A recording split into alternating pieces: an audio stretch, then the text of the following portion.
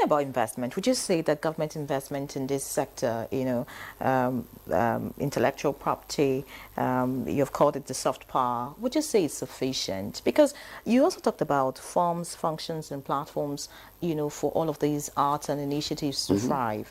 I'm thinking that when you talk about music, when you talk about film, I mean, these are great platforms that could do greater than what it's doing at the moment, because those who are thriving are those who have the power somehow.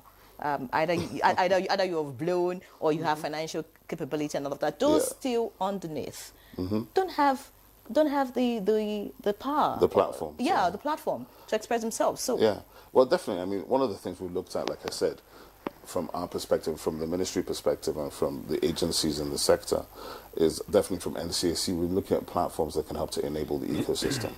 So we've been working on something called Discover Niger, which hopefully, again, in the fourth quarter, we can come live. And what this is about creating funnels for talent across the space, from like fashion designers to chefs, from dancers to comics, sketches.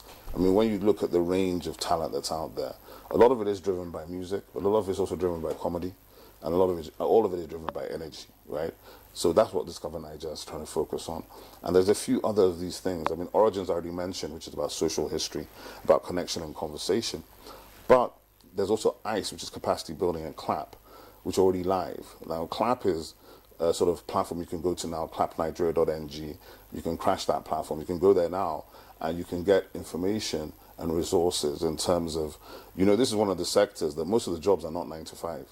Right, they're fixed-term employment. There are people that are working right here today that are working on 3 projects right now, and that's how the sector is. So they're working as a set designer on this project, they're working as a graphic designer on the next project, and they're working on something else on the next project, because the 9 to 5 dynamic has changed, right? And I think what you'll see from our side as well is, and that's when I talk about investment. The thing you have to say, first of all, is that it's the first time the sector has been on the economic table in this country. There are many parts of the sector that have never even been considered or looked at or invested in.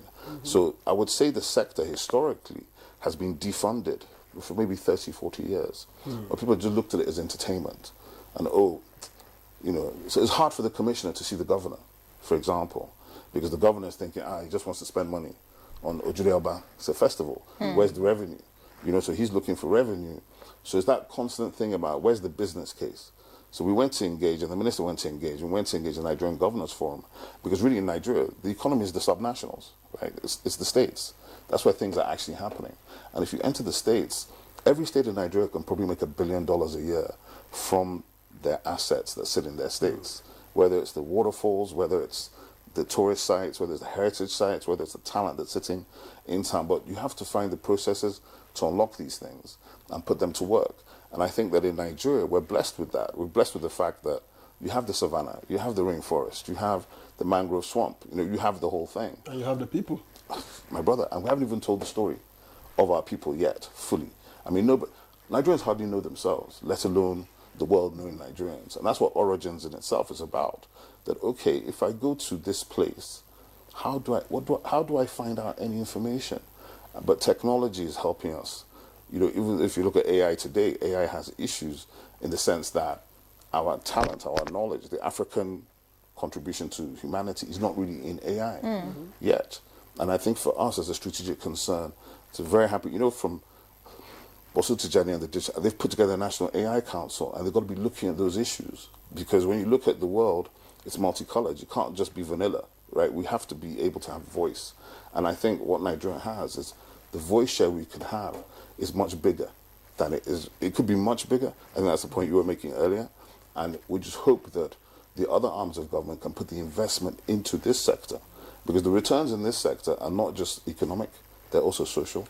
But